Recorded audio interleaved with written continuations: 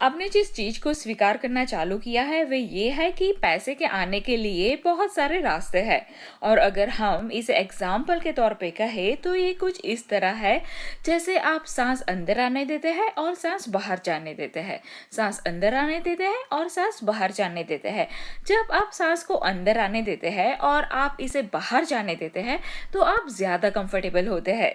दूसरे शब्दों में कहे तो हमने आप में से किसी को भी आपकी गैलरी में खड़े रह के एक ही बार में दिन भर के लिए पूरे दिन की सांस एक साथ अंदर लेते हुए नहीं देखा है और फिर बाद में वही सांस आप थोड़ी थोड़ी करके बाहर निकालते रहे। और वैसे ही आप इस तरह मनी के सब्जेक्ट में भी नहीं करना चाहोगे। या एग्जाम्पल के तौर पे कहे तो आप कुछ सेल करके एक साथ में बहुत बड़ी अमाउंट तो हासिल कर लेते हैं, पर फिर आप उस बड़ी अमाउंट या पैसे को थोड़ा थोड़ा करके ही बाहर स्पेंड कर रहे होते हो, क्योंकि आपको वो बड़ी अमाउंट खर्च करना बहुत ही असहज यानी कि अनईजी फील करवाता है। हम चाहते हैं कि आप मनी के मामले में भी इसी प्रकार से कहना शुरू करें। ये काफी हद तक सांस अंदर और बाहर लेने जैसा नहीं है, क्योंकि डॉलर या मनी के मामले में आप लंबी और धीमी सांस अंदर और लंबी और धीमी सांस बाहर भी निकाल सकते हो। दूसरे शब्दों में कहे तो आपकी सोच कुछ इस तरह होनी चाहिए कि मेरे पास बहुत सारा पैसा है, और जबकि ये पैसा बाहर जा रहा है तो बहुत सारे और भी रास्ते हैं जिससे पैसा अंदर आ सकता है।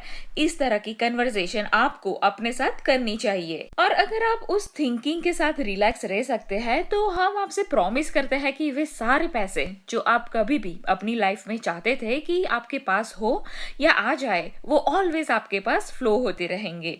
आप उस जगह पर पहुंच पाएंगे और अब वे उतना दूर नहीं होगा जहां पैसा इतनी स्पीड से आपके पास आएगा कि आपको उसे खर्च करने के लिए भी टाइम नहीं होगा, उतना सारा पैसा। दूसरे शब्दों में कहे तो इतना सारा पैसा आपके पास जमा होना शुरू हो जाएगा, और हम मजाक नहीं कर रहे हैं। जैसे ही पैसा आपके पास जमा होना शुरू हो जाता है, आपको उसे खर्च करने की अपनी एबिलिटी को भी बढ़ाना होगा। और हम आपको एनकरेज कर रहे हैं कि आप ऐसा करें, क्योंकि ये आपके लिए आउट ऑफ बैलेंस हो जाएगा कि आप जितना इसे फास्ट अंदर आने देते हैं उतना आप उसे खर्च करने के लिए रेडी नहीं होते हो। क्या आप समझ रहे हो इस बात को? दूसरे शब्दों में कहे तो जैसे आप सांस अंदर लेके बाहर निकालते रहते हो, और इसी तरह आप मनी के मामले में भी इस तरह का बैलेंस चाहते हो अपनी लाइफ में, तो क्यों ना आप फिजिकली पैसों को बाहर जाने देने से पहले मेंटली ही उसे बाहर जाने दे। पैसे को एक्सप्रेस यानी कि व्यक्त करना शुरू करें। उसे इस तरह सोचिए कि आप पैसों को क्या करेंगे, कैसे खर्च करेंगे। उसे मेंटली ही खर्च करें, उसे मेंटली उसे खर्च करना शुरू करें।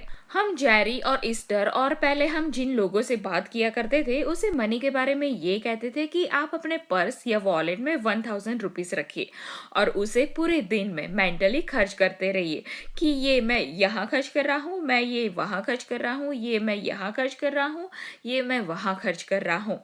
और ये सारी चीजों के बारे में सोच के उसमें पैसा खर्च करने में बहुत ही मजा आता है, बिलीव मी।